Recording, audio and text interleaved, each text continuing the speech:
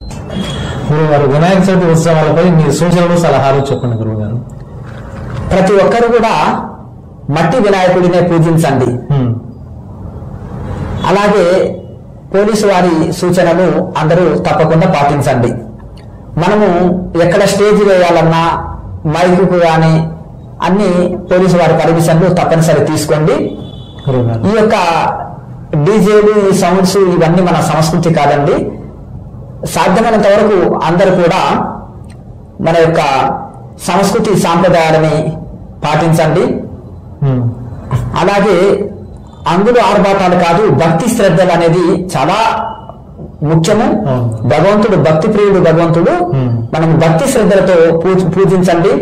అనేకమైన ప్రకృతి విపత్తులు వస్తాయి కదా, గణేశుడిని పూజించి మన జీవితంలో వచ్చే అన్ని విఘ్నాలని ప్రకృతి విపత్తులని అన్ని తొలగించుకొని ఈ యొక్క భక్తి శ్రద్ధలతో గణేశుని అర్చించి గణపతి యొక్క అనుగ్రహం పొందండి అందరు కూడా. అలాగే నిమజ్జనం అప్పుడు చాలా అపశృతులు జరుగుతుంటున్నాయండి. ఎందుకంటే రద్దీ ఎక్కువైతుంది. అందరూ ఒకే దగ్గరికి వెళ్ళినప్పుడు ఈ యొక్క అపశృతులు చాలా జరిగి చాలా మంది ప్రాణాలు కూడా కోల్పోతున్నారు. మనము విఘ్నాలు తొలగించుకొని మనము దైవ అనుగ్రహం పొందుట కోసం కానీ గాయాలు అవ్వడము ప్రాణాలు కోల్పోవడము ఇది కాదు. కనుక తగు జాగ్రత్తలు మీరు పాటించండి. సాధ్యమైనంత వరకు ఎక్కడి వాళ్ళు అక్కడక్కడే నిమజ్జనం గణపతిని నిమజ్జనం చేసుకోండి. అందరు కూడా వీటికి మీరు బాగుండండి, అందరూ బాగుండట కోసం సహకరించండి.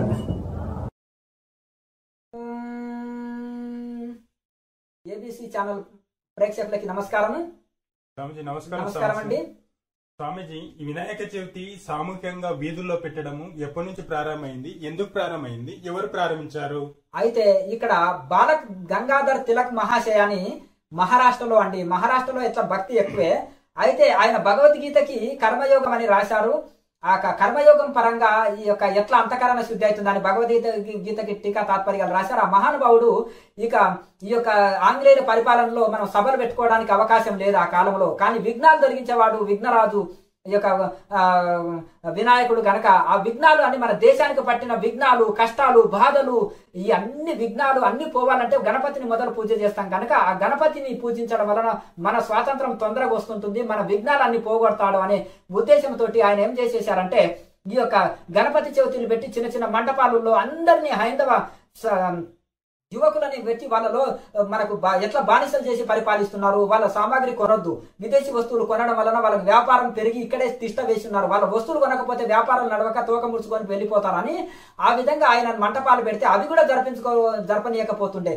ఆయన లోపల ఇట్లా మీటింగులు పెట్టుకొని గణపతి చవితి ద్వారా హైందవ మతంలో ఒక యూనిటీ ఐకమత్యం తీసుకురావడానికి గణపతిని శరణాగతి వేడి విఘ్నాలు పోగొట్టాలని వేడుకుంటూ ఈ యొక్క వినాయక చవితి రోజున గణపతిని పెట్టి పూజించడం అనేది ఇట్లా వాళ్ళు తీసుకొచ్చారండి.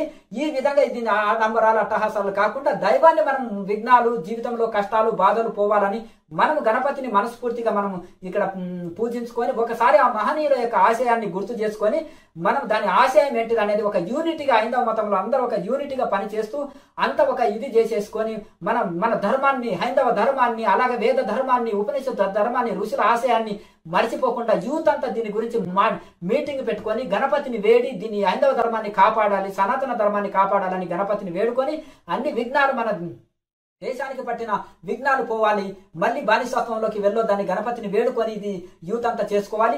ఇక్కడ ఆడండి పాడండి భగవంతుని సంకీర్తన ద్వారా ఆడండి పాడండి చక్కగా ఆనందంగా ఉండండి.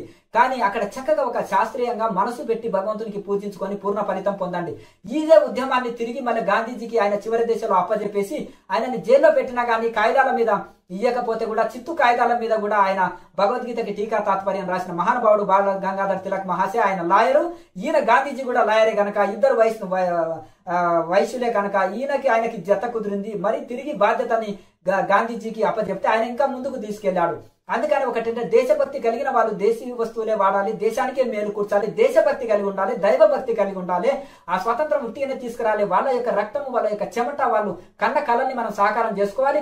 స్వదేశీ వస్తువులని వాడి మన దేశ అభిమానం కలిగి ఉండాలి. ఈ యొక్క మన సనాతన ధర్మం మీద మనకు ప్రేమ ఉండాలి, అభిమానాలు ఉండాలి, అంత ఐకమత్యత ఉండాలి, యూనిటీ ఉండాలి.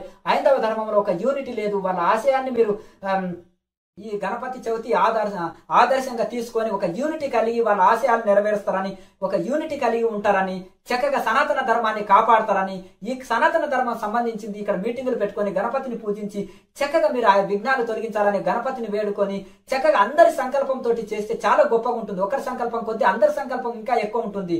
అందరి సంకల్పం తప్పక నెరవేరుతుంది. అందరు కలిపి సంకల్పం పెట్టుకొని ఆ హైందవ ధర్మ రక్షణ కోసము చక్కగా మీరు మీ యొక్క సనాతన ధర్మ రక్షణ కోసం మీరు పాటుపడండి. యువకులకు ఇదే మాధ్యమంగా ఇప్పుడు గణపతి శుభాకాంక్షలతోటి మీకు అందరికీ మనవి చేసుకుంటున్నాను. లోకా సమస్త సుఖినో భవంతు. ఓం